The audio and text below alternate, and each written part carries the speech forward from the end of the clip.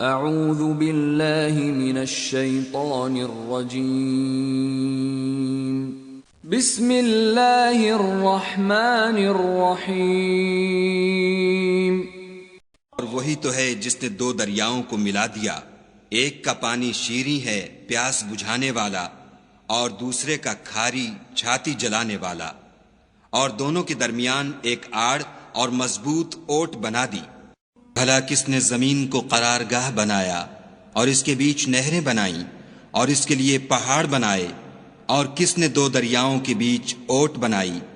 یہ سب کچھ خدا نے بنایا، تو کیا خدا کے ساتھ کوئی اور معبود بھی ہے؟ ہرگز نہیں، بلکہ ان میں اکثر دانش نہیں رکھتے۔ اور دونوں دریا مل کر یکساں نہیں ہو جاتے۔ یہ تو میٹھا ہے پیاس بجھانے والا جس کا پانی خوشگوار ہے، اور یہ کھاری ہے کڑوا۔ اور سب سے تم تازہ گوشت کھاتے ہو اور زیور نکالتے ہو جسے پہنتے ہو، اور تم دریا میں کشتیوں کو دیکھتے ہو کہ پانی کو پھاڑتی چلی آتی ہیں، تاکہ تم اس کے فضل سے معاش تلاش کرو اور تاکہ شکر کرو۔ جنت جس کا پرہیزگاروں سے وعدہ کیا جاتا ہے، اس کی صفت یہ ہے کہ اس میں پانی کی نہریں ہیں جو بو نہیں کرے گا، اور دودھ کی نہریں ہیں جس کا مزہ نہیں بدلے گا، اور شراب کی نہریں ہیں جو پینے والوں کے لیے سراسر لذت ہے، اور شہد مصفہ کی نہریں ہیں جو حلاوت ہی حلاوت ہے، اور وہاں ان کے لیے ہر قسم کے میوے ہیں، اور ان کے پروردگار کی طرف سے مغفرت ہے۔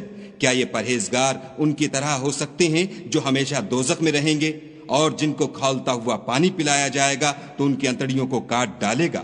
انہی نے دو دریا رواں کیے جو آپس میں ملتے ہیں، تو تم اپنے پروردگار کی کون کون سی نعمت کو جھٹلاؤ گے؟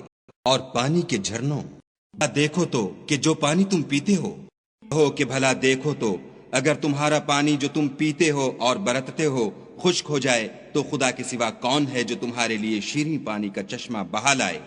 اس پر اونچے اونچے پہاڑ رکھ دیے اور تم لوگوں کو میٹھا پانی پلایا۔ لوگ اونٹوں کی طرف نہیں دیکھتے کہ کیسے عجیب پیدا کیے گئے ہیں،